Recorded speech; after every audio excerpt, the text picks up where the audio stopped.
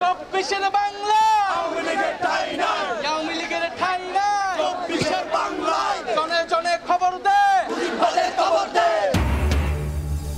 আওয়ামী লীগ নিষিদ্ধের দাবিতে রাত থেকে প্রধান উপদেষ্টার বাসভবনের সামনে এনসিপির অবস্থান। দাবি না মানলে এক দফা ঘোষণার হুঁশিয়ারি, দেশবাসীকে রাজপথে নামার আহ্বান।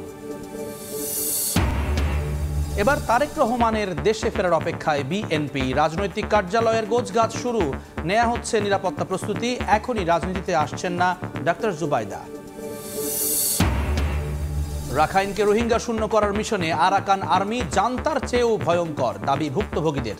দিনে বাংলাদেশে ঢুকছেন অর্ধশত জন, বসতি বরাদ্দ দিতে জাতিসংঘের চিঠি। এবং এবার পাকিস্তানের বিরুদ্ধে 3টি সামরিক ঘাঁটিতে হামলার অভিযোগ ভারতের, নাকচ করল ইসলামাবাদ। ক্ষেপণাস্ত্র ও ড্রোন প্রতিহতের পাল্টাপাল্টি দাবি।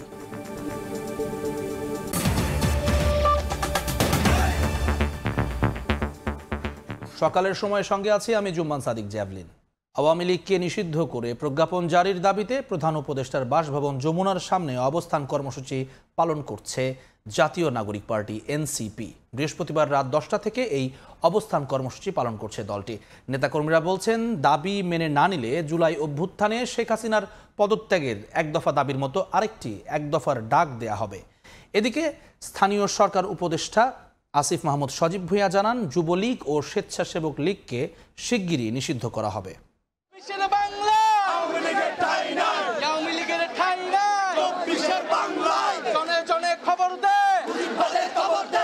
আওয়ামী লীগের বিচার, নিবন্ধন বাতিল ও রাজনৈতিক কার্যক্রম নিষিদ্ধের দাবিতে প্রধান উপদেষ্টার বাসভবন যমুনার সামনে অবস্থান কর্মসূচি পালন করছে জাতীয় নাগরিক পার্টি এনসিপি। এতে যোগ দিয়েছেন ইনকিলাব মঞ্চ ও ছাত্র জনতা।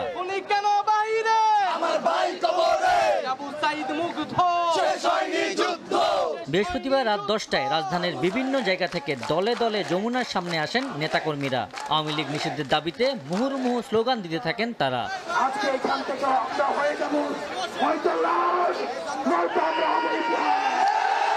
আওয়ামী লীগ নিষিদ্ধে সুস্পষ্ট রোডম্যাপ ঘোষণা করতে অন্তর্বর্তীকালীন সরকারের প্রতি আহ্বান জানান ছাত্র জনতা।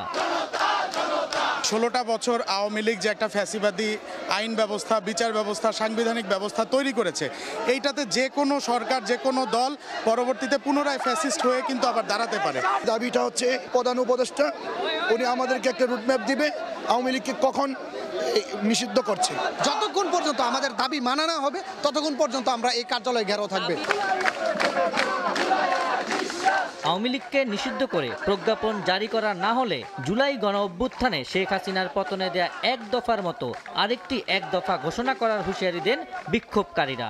মানুষের উপরে নির্বিচারে গুলি চালিয়েছে, তাদেরকে নিষিদ্ধ করার জন্য আমরা বারবার তাদেরকে আমরা অনুরোধ করেছি। আমাদের একটাই দাবি, আওয়ামী লীগকে বাংলাদেশ থেকে ব্যান করতে হবে, নিষিদ্ধ করতে হবে। তারা কোনো ধরনের রাজনৈতিক কোনো কর্মকাণ্ড বাংলাদেশে করতে পারবে না। এক দফা এক দাবি হইল আওয়ামী লীগকে নিষিদ্ধ করা। যদি আপনারা আওয়ামী লীগকে নিষিদ্ধ না করেন, 5ই আগস্টে যেমন বিপ্লব ঘটেছিল তার থেকে বড় একটি প্রতি বিপ্লব ঘটতে যাচ্ছে। আওয়ামী লীগ নিষিদ্ধের দাবিতে দেশবাসীকে আরেকবার রাজপথে নেমে আসার আহ্বান জানিয়ে এনসিপি নেতা হান্নান মাসুদ বলেন, দাবি আদায়ে তৈরি হচ্ছে জুলাই বিপ্লব মঞ্চ।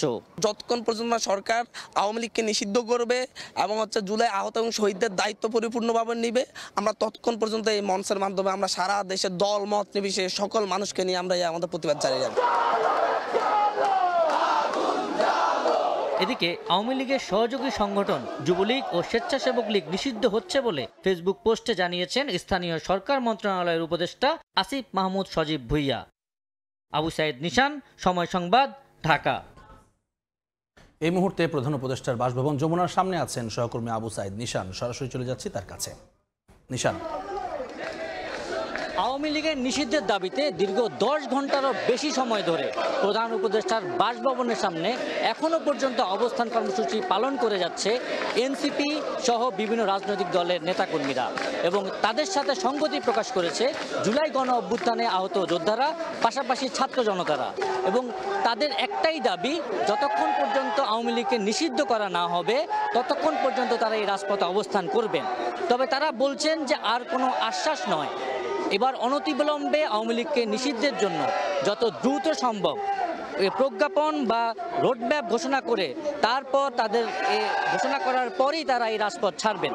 এবং আমরা যেটা জানতে পেরেছিলাম এনসিপির নেতাদের সাথে কথা বলে, তারা বলেছেন যে হোটেল ইন্টারকন্টিনেন্টালের পাশেই কিন্তু তারা জুলাই বিপ্লব মঞ্চ নামে একটি মঞ্চ তৈরি করছেন এবং সেই মঞ্চ তৈরির কাজ এখন পর্যন্ত চলমান এবং তারা সেই মঞ্চ থেকেই কিন্তু আওয়ামী লীগ নিষিদ্ধের যে ঘোষণা সেটি নিয়েই তারা রাজপথ ছেড়ে বাসায় যাবেন বলে তারা অভিমত প্রকাশ করেছেন।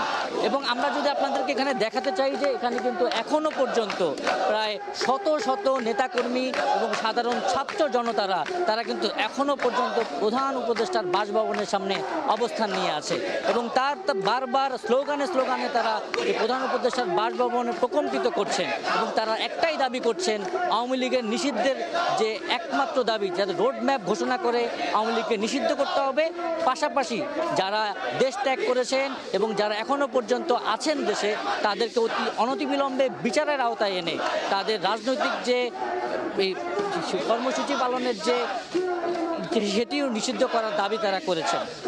এবং আমরা যদি দেখাতে চাই যে এখানে কিন্তু প্রধান উপদেষ্টার বাসভবনের সামনে 4 স্তরের নিরাপত্তা ব্যবস্থা জোরদার করা হয়েছে।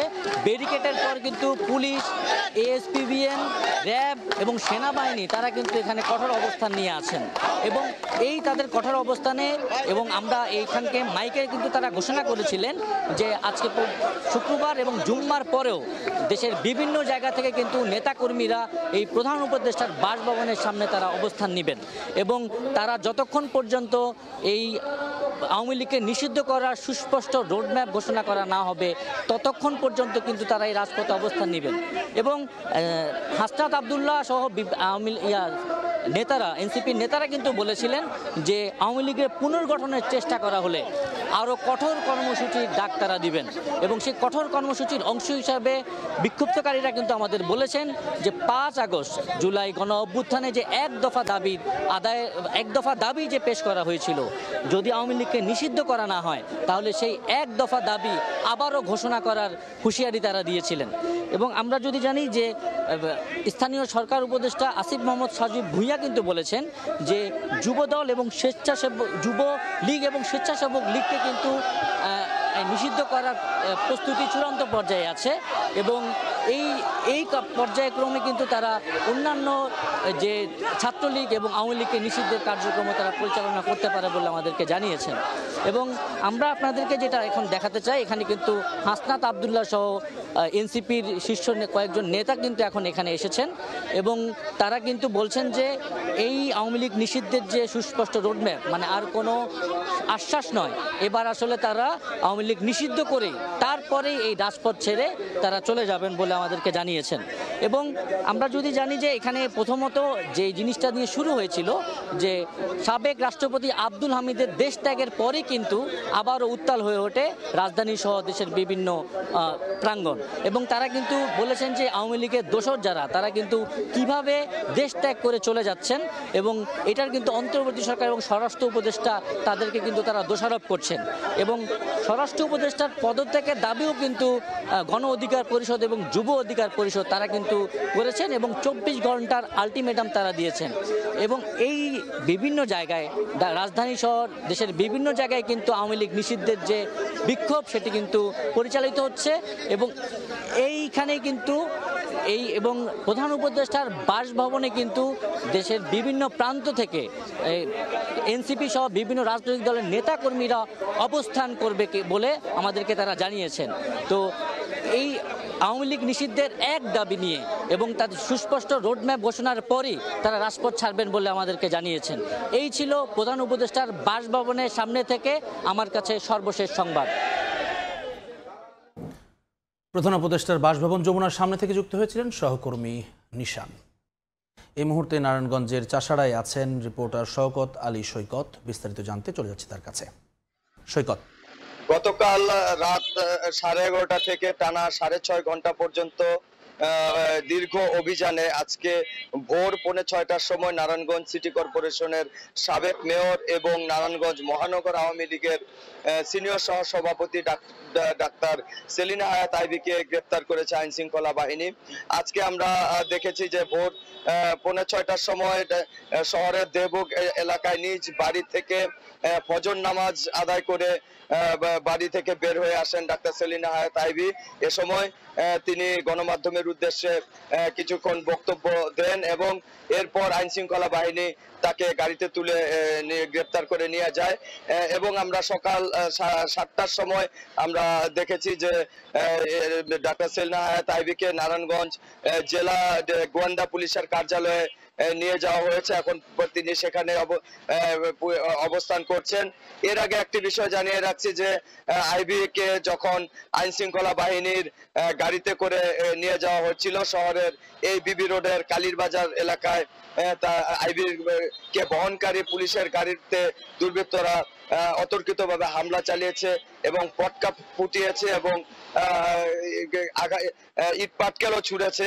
তবে এ সময় পুলিশ, র্যাব এবং আইন শৃঙ্খলা বাহিনীর সদস্যরা ধাওয়া দিয়ে সেই দুর্বৃত্তদের ছত্রভঙ্গ করে দেয়। তবে এ সময় একজন পুলিশ সদস্য আহত হয়েছেন বলে আমরা জানতে পেরেছি। তো নারায়ণগঞ্জ জেলা পুলিশের অতিরিক্ত পুলিশ সুপার তারেক আল মেহেদি আমাদেরকে জানিয়েছেন যে গত জুলাই আগস্টের গণ অভ্যুত্থানে নারায়ণগঞ্জ জেলায় বিভিন্ন হত্যা এবং হত্যার চেষ্টার ঘটনায় অন্তত 87টি মামলা দায়ের করা হয়েছে।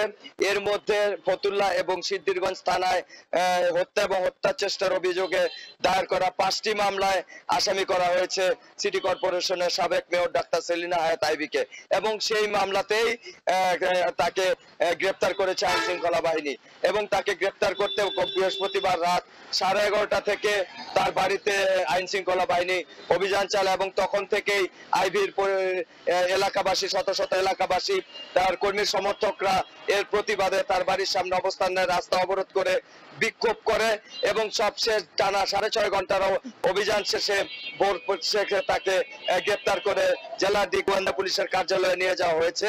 সেখানে তাকে জিজ্ঞাসাবাদ করা হচ্ছে। আমরা জানতে পেরেছি আজকে দুপুরে নাকি তাকে আদালতে হাজির করার কথা রয়েছে। এই ছিল নারায়ণগঞ্জ সিটি কর্পোরেশনের সাবেক মেয়র ডাক্তার সেলিনা হায়াত আইভীকে গ্রেপ্তারের সবশেষ। নারায়ণগঞ্জ থেকে যুক্ত হয়ে ডক্টর সেলিনা হায়াত আইভীর গ্রেফতারের সবশেষ খবর জানাচ্ছিলেন শওকত আলী সৈকত। বেগম খালেদা জিয়ার সঙ্গে দেশে ফিরেছেন পুত্রবধূ ডাক্তার জুবাইদা রহমান। বিএনপি নেতাকর্মীদের মাঝে বইছে উৎসবের আমেজ। এবার তারেক রহমানের দেশে ফেরার অপেক্ষা। দলটির স্থায়ী কমিটির সদস্যরা বলছেন এরই মধ্যে ভারপ্রাপ্ত চেয়ারম্যানের রাজনৈতিক কার্যালয়ে গোছানো ও নিরাপত্তা প্রস্তুতি নেওয়া শুরু হয়েছে। গণতান্ত্রিক উত্তরণে জিয়া পরিবার বড় ভূমিকা রাখবে বলে আশা তাদের। হাসান ওয়ালির প্রতিবেদন।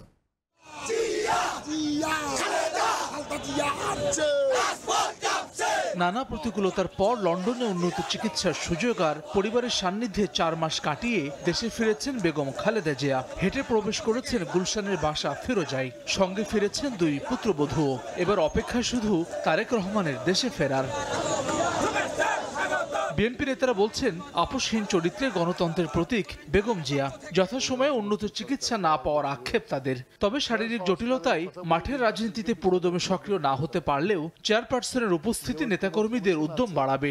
উনি ওনার জীবনে কোনোদিনও রাজনৈতিক প্রশ্ন আপোষ করেন নাই, যার পরিপ্রেক্ষিতে ওনাকে হেঁটে জেলে যেতে হয়েছে, হুইল চেয়ারে জেল থেকে বের হয়েছে হাসিনার নির্যাতনে। যে সময় চিকিৎসায় গেলে হয়তো সম্পূর্ণ সুস্থ হয়ে আসতে পারতেন, কিন্তু এত দেরি হওয়াতে আজকে উনি কিন্তু সম্পূর্ণ সুস্থ হয়ে আসতে পারেনি। ওনাকে কোনোদিনই বাংলাদেশ থেকে দূরে রাখা যায় নাই। এখনো এই 4 মাস শেষ হওয়ার আগে উনি চলে আসলেন, এটাই তার প্রমাণ। বিএনপি নেতারা জানালেন দেশে ফেরার জন্য প্রস্তুত দীর্ঘদিন নির্বাসিত তারেক রহমান। দলের ভারপ্রাপ্ত চেয়ারম্যানের নিরাপত্তা ও রাজনৈতিক কার্যালয়ে গোছানোর প্রস্তুতিও শুরু হয়েছে। তার ফেরার পরে এখানকার অবস্থান, রাজনৈতিক কার্যালয়, তার সিকিউরিটি কিভাবে কি করা হবে ইত্যাদির আয়োজন আমরা শুরু করে দিয়েছি। তা আমরা আশা করি তিনি খুব শীঘ্রই দেশে ফিরবেন। তারেক রহমানের সহধর্মিণী ডাক্তার জোবাইদা রহমানকে ঘিরে কর্মীদের মাঝে বাড়তি উন্মাদনা দেখা গেলেও নেতারা জানান এখনই রাজনীতিতে অংশ নিতে আগ্রহী নন তিনি। জোবাইদুর রহমান 17 বছর পরে দেশে ফেরত আসছে এই হাসিনা নির্যাতনে, তাকে পর্যন্ত জেল দেওয়া হয়েছে। আমাদের যে পলিটিক্সে নতুন কিছু সংযোজন হবে বা উনি জয়েন করবেন এরকম কিছু না, এটা মানুষের হৃদয় রিঙ্গানো ভালোবাসা দেখানোর জন্যই উনি ছবি নিয়ে দাঁড়িয়েছে। খালেদা জিয়ার দেশে ফেরা গণতন্ত্রের পথে উত্তরণে ভূমিকা রাখবে বলে আশা নেতাদের। তার উপস্থিতি গণতান্ত্রিক উত্তরণে, দেশের গণতন্ত্রের উত্তরণের পথে সহায়ক হবে, আমাদের জন্য শক্তি এবং সাহস যোগাবে। হাসান ওয়ালি, সময় সংবাদ, ঢাকা।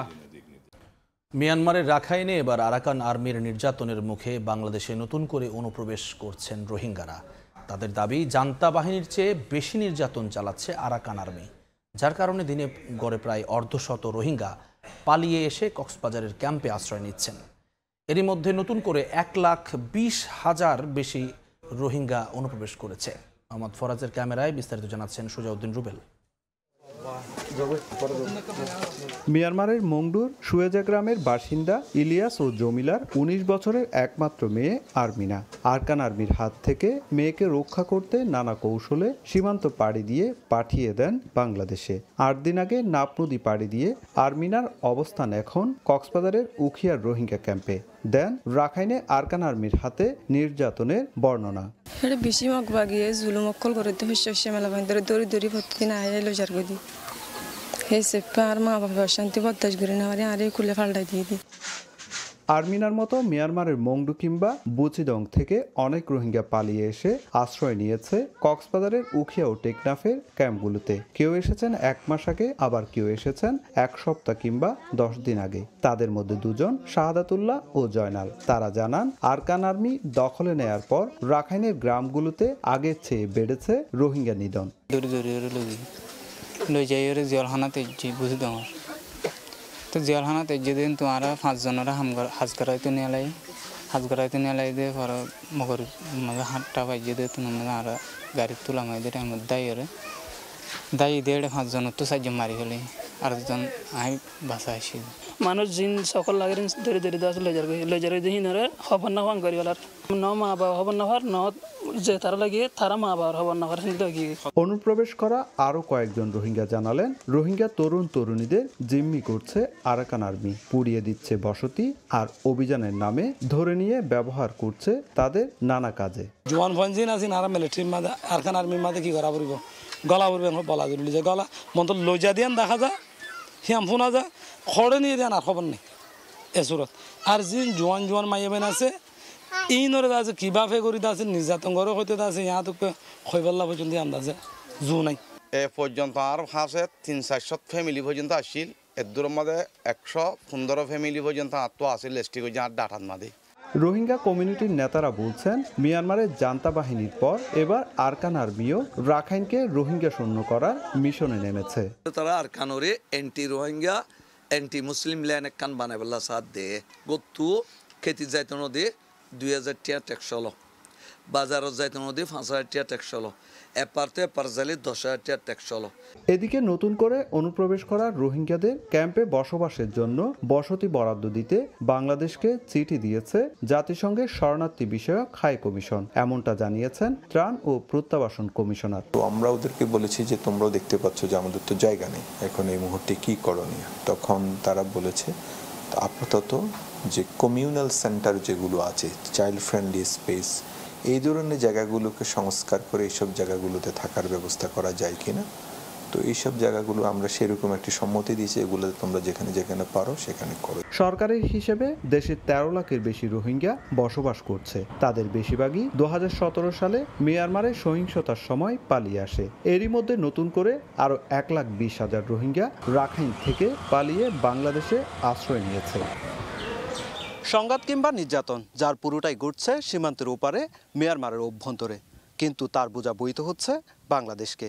যেখানে প্রত্যাবাসনের কথা বলা হচ্ছে সেখানে প্রতিদিনই নতুন করে ঢুকছে রোহিঙ্গারা, যার কারণে সংকট আরও বাড়ছে বলে মনে করছেন সংশ্লিষ্টরা। বাংলাদেশ মিয়ানমার সীমান্তের ঘুমদুম থেকে সুজাউদ্দিন রুবেল, সময় সংবাদ। জায়গা সড়কের, কিন্তু ভাড়া দিয়েছে স্থানীয় প্রশাসন। শুধু জায়গায় নয়, ভাড়া হয়ে গেছে ফুটপাত থেকে মহাসড়কও। এমন চিত্র গাজীপুরে।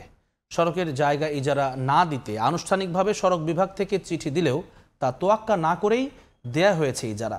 এদিকে সড়ক দখল করে গড়ে ওঠা দোকানগুলো থেকে ইজারা আদায় নিয়ে প্রায়ই ঘটছে সংঘর্ষ। এই পরিস্থিতি উত্তরণে আরও দায়িত্বশীল হওয়ার পরামর্শ নাগরিক সমাজের। বিস্তারিত মেহেদি হাসানের রিপোর্টে ছবি তুলেছেন জুনায়েদ রুবেল।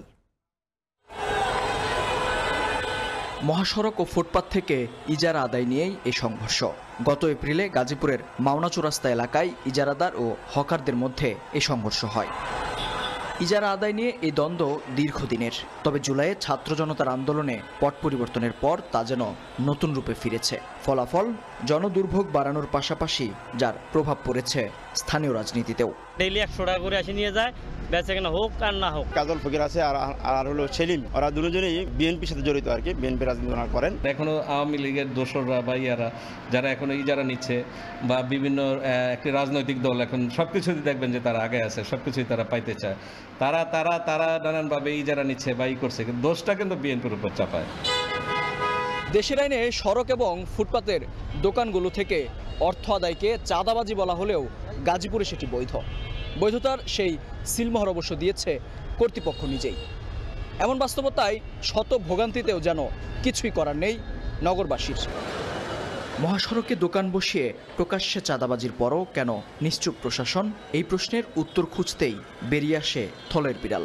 কাগজে কলমে জায়গার মালিক সড়ক বিভাগ হলেও তা কোটি টাকায় ইজারা দিয়েছে স্থানীয় প্রশাসন, যার সুযোগ নিচ্ছেন সড়কের মালিক বনে যাওয়া ইজারাদাররা। মাওনা চৌরাস্তা কোনো স্থায়ী বাজার নাই, ফুটপাত অস্থায়ী বাজার, এটা লেখাই আছে। আর আমি চাঁদা নেব কেন? আমি 65 লক্ষ টাকা চাঁদা কাটতে যাবো আমি। অথচ সময় সংবাদের হাতে আসা নথি বলছে সড়কের জমি ইজারা দেওয়ার আগেই জনদুর্ভোগ বিবেচনায় তাতে বাধা দিয়েছে সড়ক বিভাগ। তবে উপজেলা প্রশাসন বলছে স্থানীয় সরকার বিভাগ থেকে আপত্তি জানানো হলে ইজারা বাতিলের ব্যবস্থা নেওয়া হবে। আর স্থানীয় সরকার বিভাগ বলছে সব পক্ষের সমন্বয়ের কথা। এটা তো আসলে নতুন কিছু না, বিগত 2 দশক ধরে ইজারা হয়ে আসতেছে। এই বছরও একেবারে বিজ্ঞপ্তির মাধ্যমে ইজারা দেওয়া হয়েছে। ইজারা না দেওয়ার বিষয়ে সিদ্ধান্তের জন্য আমরা স্থানীয় সরকার বিভাগের কাছে মতামত চাইছি।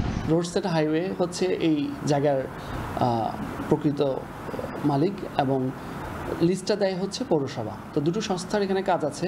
বর্তমানে শ্রীপুরের উপজেলা নির্বাহী অফিসার পৌরসভার দায়িত্ব পালন করছে, তাকে আমরা দায়িত্ব দিয়েছি যে এই দুটোর মধ্যে কীভাবে সমন্বয় করা যায়। জনগণের অধিকার। নাগরিক সমাজ বলছে নতুন বাংলাদেশে 2 দফতরের এমন কাণ্ড প্রশ্নবিদ্ধ করছে সরকারকে। বাংলাদেশটাকে আমরা নতুন করে দেখতে চেয়েছিলাম, সেই আগের সিনারিওটাই যদি আমরা দেখতে পাই প্রশাসনের মাধ্যমে বা প্রশাসনের কাছে, তাহলে তো এটা অবশ্যই আমাদের প্রত্যাশার অনেক বাইরে এবং খুবই দুঃখজনক। গুরুত্বপূর্ণ 2 দফতরের এমন কাণ্ডে দোটানায় পড়েছে আইন শৃঙ্খলা বাহিনীও। ক্যামেরায় কথা না বললেও পুলিশ সুপার জানান সড়ক দখলমুক্ত করতে শিগগিরই কঠোর অবস্থানে যাবে পুলিশ। মেহেদি হাসান, সময় সংবাদ, Gazipur. Thai Aluminium. The better is now the best. প্রকাশ্যে গণপরিবহনে চাঁদাবাজি হচ্ছে ঢাকা আরিচা মহাসড়কে। প্রতিদিন প্রতিটি পরিবহন থেকে মালিকপক্ষকে 1800 থেকে 2000 টাকা এবং প্রত্যেক শ্রমিককে 300 থেকে 350 টাকা চাঁদা দিতে হচ্ছে। এতে অতিষ্ঠ পরিবহন সংশ্লিষ্টরা। আওয়ামী লীগের সরকারের আমলে চাঁদাবাজদের আত্মীয় স্বজনরাই এখন এই কাজ করছে বলে অভিযোগ ভুক্তভোগীদের। মোহাম্মদ ইউসুফ আলীর পাঠানো তথ্য ও রমজান আলীর ছবি নিয়ে রিপোর্ট।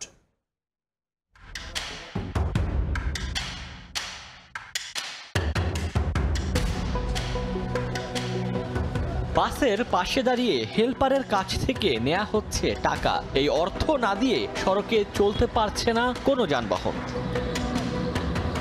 ঢাকা আরিচা মহাসড়কে গণপরিবহনে চাঁদাবাজি হচ্ছে প্রকাশ্যে। মানিকগঞ্জ অংশের পাটুরিয়া ঘাট, আরিচা ঘাট, উথলি মোড়, বরঙ্গাইল ও মানিকগঞ্জ বাস স্ট্যান্ড এবং ঢাকার অংশের নবীনগর ও গাবতলীতে চাঁদা তুলছে এক প্রভাবশালী মহল। সংশ্লিষ্টরা বলছেন চাঁদা না দিলে গাড়ি চলতে দেয়া হয় না। প্রতিদিন প্রতিটি পরিবহনের মালিক পক্ষ থেকে 1800 থেকে 2000 টাকা ও শ্রমিক পক্ষ থেকে 300 থেকে 350 টাকা চাঁদা দিতে হচ্ছে। তবে দেয়া হচ্ছে না কোনো রসিদ। প্রোগ্রাম করতে চান্দা নেয়, চান্দা মালিক মাহাজন করতে গালে আমার পকেট থেকে আমরা 310 টাকা দিয়া গাড়ি বের করতে হয়। নবীনগর টু পাটুরাঘাট পর্যন্ত চলে, এর ভিতরে আর কি 1300-1400 টাকা জিপি। মানিকগঞ্জ টাকা নিতেছে, তারপর আপনার এই সোবানবাগ নিতেছে, গাবতলি টাকা নিতেছে, এভারেজে মনে করেন যে 2000 টাকার উপরে যায়। গাড়ির মালিক 2000 টাকা পায় না, কিন্তু চাঁদা 2000 টাকা চলে যেতেছে। চাঁদা না দিলে তো আমাদের গাড়ি চালাতে দিব না। সংশ্লিষ্টরা বলছেন আওয়ামী লীগ সরকারের সময় ক্ষমতাসীনদের নেতাকর্মীরা চাঁদা তুলত, বর্তমানে তাদেরই আত্মীয় স্বজন নতুন পরিচয়ে চাঁদা তুলছে। 5 তারিখের পরে কিছুদিন বন্ধ ছিল, তারপরে আবার সেই চক্রটাই জায়গায় জায়গায় ভিন্ন রূপে ভিন্নভাবে তারা চাঁদাবাজি করতেছে। সব খাতে এরা করতেছে, মানে এরাই আছে সর্বত। আওয়ামী লীগ সরকারের আমলে আব্দুর রহিম খান উনি চাঁদাবাজি করে আসতেছে পরিবহন খাতে এবং নৌ খাতে। ফ্যাসিস্ট সরকার পরাজয়ের পরে তার ভাগ্নে এবং তার দোসররা সবখানে এরাই চাঁদাবাজি করে আসতেছে। চাঁদাবাজি প্রকাশ্যে হলেও নির্বিকার পুলিশ, যদিও পুলিশ বলছে এ বিষয়ে ব্যবস্থা নেওয়া হচ্ছে। মানিকগঞ্জ জেলার কোথাও আমরা কখনোই কোনো চাঁদাবাজি হতে দিচ্ছি না। আমরা যখনই চাঁদাবাজির কোনো খবর পাই আমরা সাথে সাথে অভিযান চালাই। চাঁদাবাজির বিরুদ্ধে আমরা সজাগ থাকি। কখনো কখনো হয়তো আইনশৃঙ্খলা বাহিনীর চোখ ফাঁকি দিয়ে কেউ হয়তো গোপনে করার চেষ্টা করে, কিন্তু সেখানেও আমরা তৎপর থাকি। আমরা ইন্টেলিজেন্স নিয়ে সেখানেও আমরা অভিযান চালাই। পরিবহন মালিক শ্রমিকদের তথ্য মতে ঢাকা আরিচা মহাসড়কে প্রতিদিন প্রায় 1.5 থেকে 2 কোটি টাকা চাঁদাবাজি হয়। সময় সংবাদ, মানিকগঞ্জ। সকালের সময় আরও থাকছে। হজের কারণে বিমান 134টি ফ্লাইট কমানোয় সবজি রফতানিতে ধাক্কা। প্রয়াদেশ পূরণ করতে না পারায় বাজার হারানোর শঙ্কা। ক্ষতি নিরসনে ডেডিকেটেড কার্গো বিমান চালুর পরামর্শ। ওয়ার্ল্ড ক্লাস টেকনোলজি দ্বারা তৈরি এক্সপার্ট ওয়াটার পাম্প, পানির সমস্যায় এক্সপার্ট সমাধান। পদ্মা সেতুতে এখন সিসিটিভি ক্যামেরার আওতায় স্থাপন করা হয়েছে 133টি ক্যামেরা। এতে সেতুতে যান চলাচল ও নিরাপত্তায় সার্বক্ষণিক মনিটরিং সহজ হয়েছে। দুর্ঘটনা বা বিকল হয়ে যাওয়া যানের লোকেশন চিহ্নিত করে নেওয়া হচ্ছে তাৎক্ষণিক ব্যবস্থা। আবহাওয়া, তাপমাত্রা এমনকি ঘন কুয়াশার দৃশ্যমান পরিস্থিতিও জানান দেবে বিশেষ এই ক্যামেরা, বলছে প্রকৌশলীরা। নাসিরউদ্দিন উজ্জ্বলের রিপোর্ট, ছবি তুলেছেন আবু সাইদ। পুরো পদ্মা সেতু এখন সিসিটিভি ক্যামেরার আওতায়। নির্দিষ্ট দূরত্বে সেতু জুড়ে 4 ধরনের ক্যামেরা স্থাপন করা হয়েছে। প্রয়োজন অনুযায়ী ক্যামেরাগুলো অটোমেটিক জুম হয়। মা প্রান্তের সেন্টারে বসে 4 জন তার তাৎক্ষণিক পর্যবেক্ষণ করছেন, নিচ্ছেন প্রয়োজনীয় ব্যবস্থা। এক্সপ্রেস ওয়ের সর্বোচ্চ গতির ন্যায় পদ্মা সেতুতেও এখন যানবাহনের সর্বোচ্চ গতি 80 কিলোমিটারে উন্নীত করা হয়েছে। গতি নিয়ন্ত্রণ এবং ট্রাফিক আইন কার্যকরের ক্ষেত্রেও এই ক্যামেরা গুরুত্বপূর্ণ ভূমিকা রাখতে শুরু করেছে। দুর্ঘটনা এবং যান্ত্রিক ত্রুটির কারণে বিকল থাকা যানবাহনের লোকেশন চিহ্নিত করে তাৎক্ষণিক ব্যবস্থা নেওয়া হচ্ছে। কাটছে ডাকাতি সহ অপরাধের সংখ্যাও। নিরাপত্তার দিক দিয়েও ভালো হয়েছে, অ্যাক্সিডেন্টের জোরে গাড়ি চালানো মামলা হবে, এটার দিক দিয়েও ভালো হয়েছে। ডাকাতি সন্ত্রাসী হয়েছে, ক্যামেরার কারণে সন্ত্রাসী হামলা বা ডাকাতি কম হবে। কোনো ধরনের দুর্ঘটনা হলে আমরা তাৎক্ষণিকভাবে সেখানে মনিটরিং টিম বা আমাদের রেস্কিউ টিম যাতে যায়, এটা আমরা করতে পারি। প্রকৌশলীরা জানান উচ্চ ক্ষমতার এই সিসিটিভি ক্যামেরা 360 ডিগ্রি মুভ করতে পারে। জুম করলেও স্পষ্ট ছবি দেখা যাচ্ছে। রয়েছে অটো ইন্ডিকেটেড ওয়েদার সিস্টেমও। আবহাওয়া, তাপমাত্রা এমনকি ঘন কুয়াশার দৃশ্যমান পরিস্থিতিও জানান দেবে বিশেষ এই ক্যামেরা। ক্যামেরার মাধ্যমেই আমাদের যে আলাদা সার্ভিলেন্স সিস্টেম আছে, সেখানে 4 জনের একটি দল সর্বক্ষণিক ব্যাপারটা মনিটর করতেছে। ব্রিজের কোন পিয়ারে বা কোথায় কত টেম্পারেচার আছে এবং ভিজিবিলিটি, যেটা বিশেষ করে শীতকালে যখন ফগ হয় তখন এটা খুব কাজে লাগে। পদ্মা সেতু এবং দুপারের অ্যাপ্রোচ সড়কের মা থেকে পাঁচচট পর্যন্ত 133টি ক্যামেরা স্থাপন করা হয়েছে। Padma bridge traffic monitoring centre থেকে সিসি ক্যামেরায় সেতুর যান চলাচল এবং নিরাপত্তা সার্বক্ষণিক মনিটরিং করা হচ্ছে। মুন্সিগঞ্জের মা থেকে নাসিরউদ্দিন উজ্জ্বল, সময় সংবাদ। প্রভাবশালীদের বাধায় কিশোরগঞ্জের হোসেনপুরে পাকা সড়ক নির্মাণ কাজ বন্ধ হয়ে গেছে। মাটি কাটার পর ঠিকাদার মাটি ভরাট করতে না পারায় চরম দুর্ভোগ এলাকাবাসীর। তবে সমস্যা সমাধান করে শিগগিরই প্রকল্পের কাজ শেষ করার আশ্বাস পৌর কর্তৃপক্ষের। নূর মোহাম্মদের পাঠানো তথ্য ও ছবি নিয়ে রিপোর্ট। মাটি কাটার পরই বাধার মুখে বন্ধ পাকা সড়ক নির্মাণ কাজ। গর্তে জমে আছে পানি, যাতায়াত ভোগান্তিতে এলাকাবাসী। 2024 সালের 13 ফেব্রুয়ারি শুরু হয় কিশোরগঞ্জের হোসেনপুর পৌরসভার কাইসমা গ্রামের 320 মিটার নতুন পাকা সড়ক নির্মাণ কাজ। কয়েকদিন পরই স্থানীয় একটি প্রভাবশালী পরিবারের বাধার কারণে বন্ধ হয়ে যায় কাজ। এর মধ্যে সড়ক নির্মাণের জন্য গর্ত করা হলেও মাটি ভরাট করা হয়নি। এতে চরম দুর্ভোগে পড়েন গ্রামবাসী। সম্প্রতি কাজটি শেষ করতে মানববন্ধন ও বিক্ষোভ করেছেন এলাকাবাসী। মানসুরা এবং আব্দুল্লাহ সাত্তার তার তিনজনের একই ফ্যামিলি, ওরাই এই রাস্তাটা বাধা বিঘ্ন করে রাখছে। এই এলাকার মানুষ এই দিক দিয়ে যাওয়া আসলে খুবই কষ্টকর ব্যাপার। বর্ষার সিজনে এনে আটুহমান পানি থাকে, কাদা থাকে। একটা মানুষ দুজনের বাচ্চা কাছে হয়, সিজার করা লাগবে, নিতে পারি না আমরা, নিতে মরে যাব। তবে অভিযুক্তরা বলছেন সরকারি জায়গা বলে দাবি করা হলেও মূলত ওই জমি তাদের ব্যক্তিগত। যে এসলেন স্যার আইছে, সার্ভিয়ার আইছে, আমরা তিনটা আমিন আনছি, আইনে বাড়িটা মাপছি, মাপে দেখছি আরও আছে জায়গা ঠিক নাইগা। পৌর প্রশাসক বলছেন বিষয়টি নিষ্পত্তির চেষ্টা চলছে। এরই মধ্যে প্রকল্পের মেয়াদ বৃদ্ধিরও আবেদন জানানো হয়েছে। আমরা চেষ্টা করছি, নেগোশিয়েট করছি যে ওনারা যদি জায়গাটা আসলে সবার সহযোগিতায় ছাড়েন তাহলে আমরা বাকি অংশটুকু নির্মাণ করতে পারব। সড়ক নির্মাণ প্রকল্পের মেয়াদ গত এপ্রিলে শেষ হয়েছে, আর প্রকল্পে ব্যয় ধরা হয়েছে 41,50,000 টাকা। সময় সংবাদ, কিশোরগঞ্জ। হজ ফ্লাইট পরিচালনায় অনেকগুলো বিমান আটকে যাওয়ায় বিভিন্ন রুটে কমানো হয়েছে বাংলাদেশ বিমানের 134টি ফ্লাইট। এতে যাত্রী বিড়ম্বনার পাশাপাশি বাধাগ্রস্ত হচ্ছে বিভিন্ন দেশে সবজি রফতানি। ক্রয়াদেশ পূরণ করতে না পারায় বাজার হারানোর শঙ্কায় ব্যবসায়ীরা। বিদেশি এয়ারলাইন্স ব্যবহারে ভাড়া পরিশোধে চাপ বাড়বে ডলারের উপর। এ অবস্থায় ক্ষতি নিরসনে ডেডিকেটেড কার্গো বিমান প্রয়োজন বলে মনে করছেন সাপ্লাই চেইন বিশেষজ্ঞরা। কাজল আব্দুল্লাহ রিপোর্ট। প্রতি বছর বিভিন্ন রুটের ফ্লাইট কমিয়ে হজের বিশেষ ফ্লাইট পরিচালনা করে বাংলাদেশ বিমান। চলতি মৌসুমেও মোট হজ যাত্রীর অর্ধেক অর্থাৎ 43,550 জন যাত্রীকে বহন করবে রাষ্ট্রীয় এই বিমান সংস্থা। এজন্য যাতায়াতে পরিচালনা করতে হবে 227টি বিশেষ ফ্লাইট।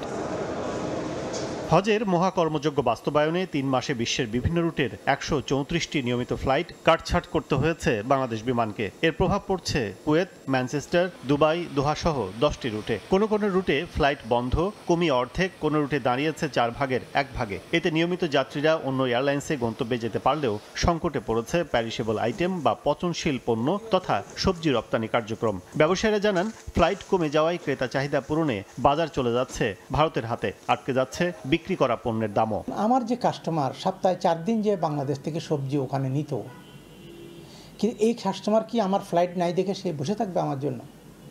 ন্যাচারালি সে অন্যদিকে তার মার্কেট ডাইভার্ট করবে।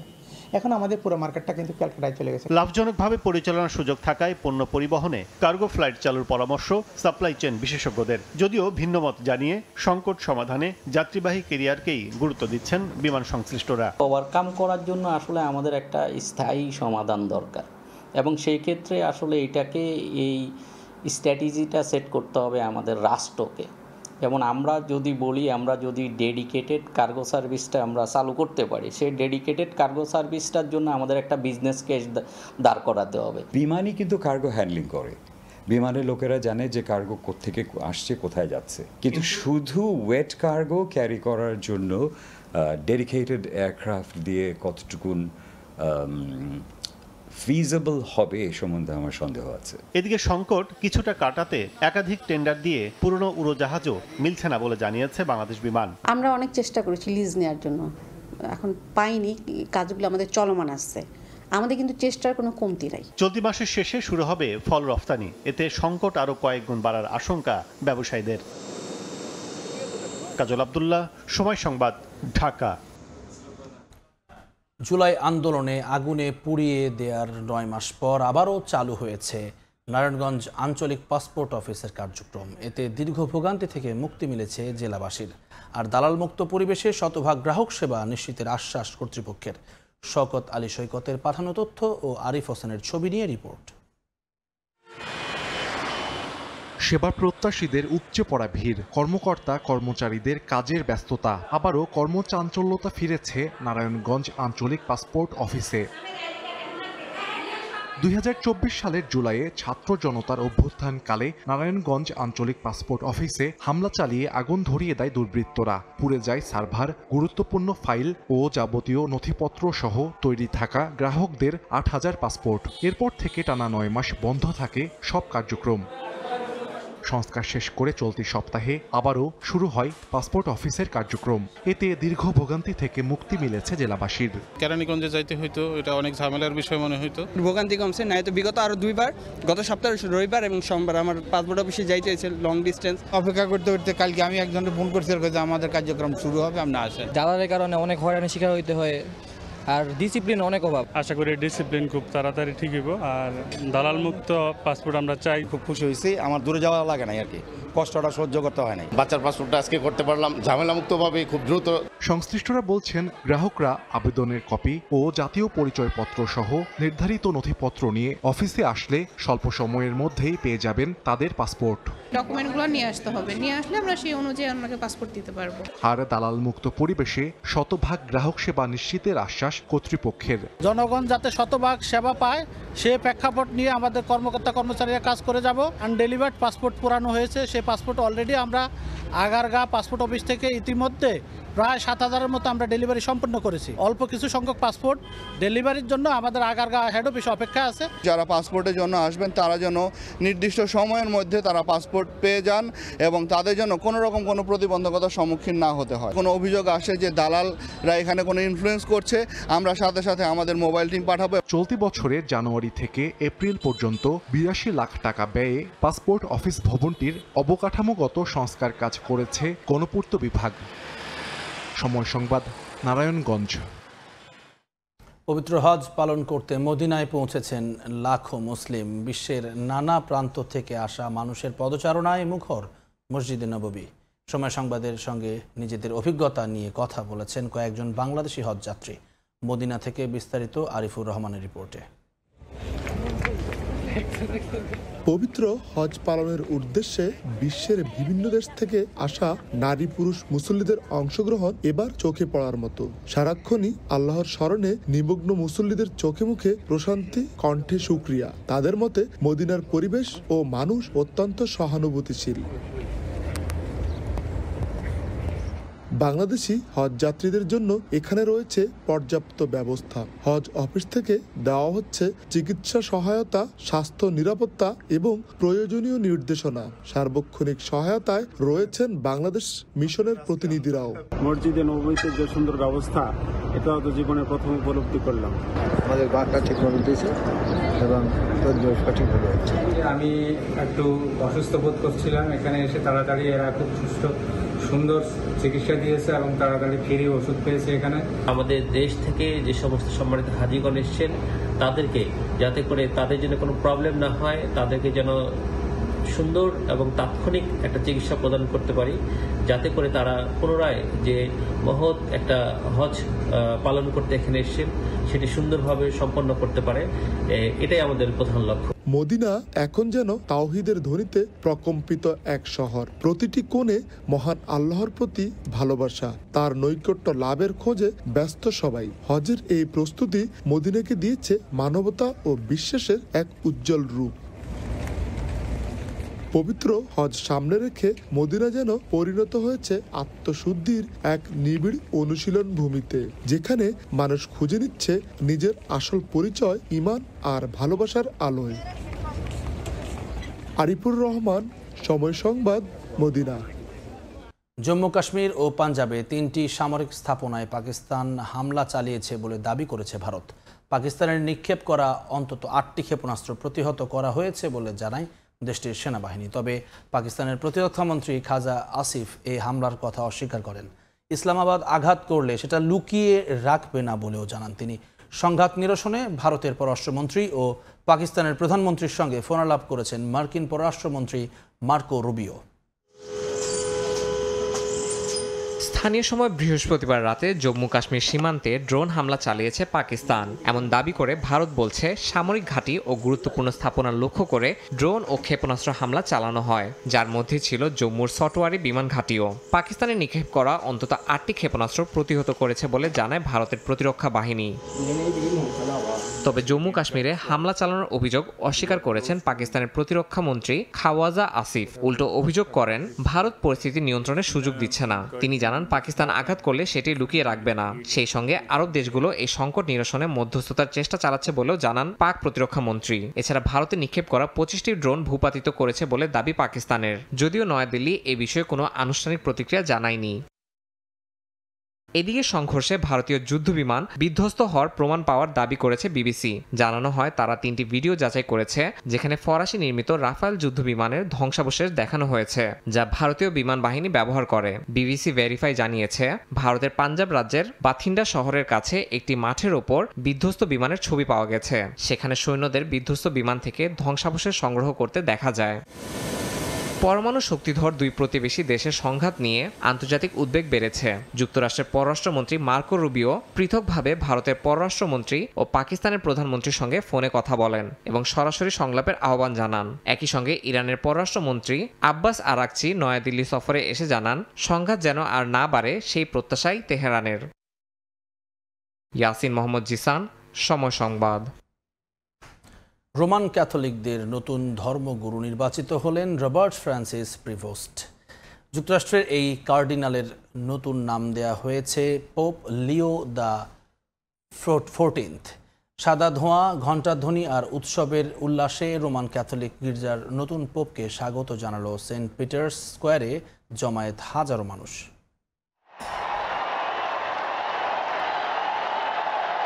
ভ্যাটিকানের সিস্টিন চ্যাপেলের ছাদে ছোট্ট চিমনির মুখ থেকে বেরিয়ে আসে সাদা ধোঁয়া, আর ঠিক তখনই বেজে ওঠে সেন্ট পিটার্সের ঘণ্টাধ্বনি। ভ্যাটিকানের প্রাচীন দেয়ালের অন্তরালে দ্বিতীয় দিনের ভোটাভুটিতেই কার্ডিনালরা বেছে নেন নতুন পোপকে। রোমান ক্যাথলিকদের নতুন ধর্মগুরু হিসেবে নির্বাচিত হলেন রবার্ট ফ্রান্সিস প্রিভোস্ট। হাজারো দর্শনার্থীর করতালিতে মুখর হয়ে ওঠে সেন্ট পিটার্স স্কয়ার। 267তম পোপ হিসাবে প্রথমবারের মতো কোনো মার্কিন নাগরিক নির্বাচিত হয়েছেন। যুক্তরাষ্ট্রের এই কার্ডিনালের নতুন নাম দেওয়া হয়েছে পোপ লিও দ্য 14। 69 বছর বয়সী পোপ লিও বহু বছর পেরুতে মিশনারি হিসেবে কাজ করেছেন। পরে সেখানে তিনি আর্চ বিশপ হন। 2023 সালে তাকে ভ্যাটিকানে ডেকে আনেন পোপ ফ্রান্সিস এবং গুরুত্বপূর্ণ বিশপ মনোনয়ন দপ্তরের প্রধান হিসেবে দায়িত্ব দেন। এই পদকে ক্যাথলিক গির্জার সবচেয়ে শক্তিশালী ভূমিকাগুলোর একটি ধরা হয়। যুক্তরাষ্ট্রের মতো সুপার পাওয়ার রাষ্ট্র থেকে কাউকে পোপ বানানো নিয়ে ভ্যাটিকানে বরাবরই ছিল দ্বিধা, কিন্তু প্রভোস্ট ছিলেন ব্যতিক্রম। সংযত, সংলাপপ্রবণ ও সংস্কারমুখী বলেই তাকে কার্ডিনালরা বেছে নিয়েছেন বলে জানানো হয়। শপথ নেওয়ার পর পোপ লিও ভ্যাটিকানের বারান্দা থেকে ভক্তদের উদ্দেশ্যে বক্তব্য রাখেন, বলেন সবাই যেন শান্তিতে থাকে।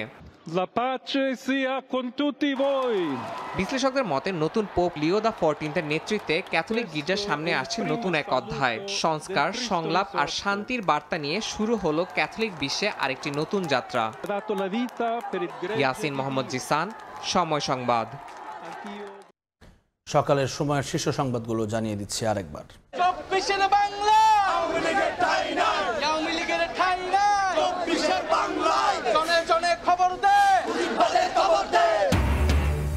আওয়ামী লীগ নিষিদ্ধের দাবিতে রাত থেকে প্রধান উপদেষ্টার বাসভবনের সামনে এনসিপির অবস্থান। দাবি না মানলে এক দফা ঘোষণার হুঁশিয়ারি, দেশবাসীকে রাজপথে নামার আহ্বান। শহরে হামলা এবং এবার তারেক রহমানের দেশে ফেরার অপেক্ষায় বিএনপি। রাজনৈতিক কার্যালয়ে গোছগাছ শুরু, নেওয়া হচ্ছে নিরাপত্তা প্রস্তুতি। এখনই রাজনীতিতে আসছেন না ডাক্তার জুবাইদা।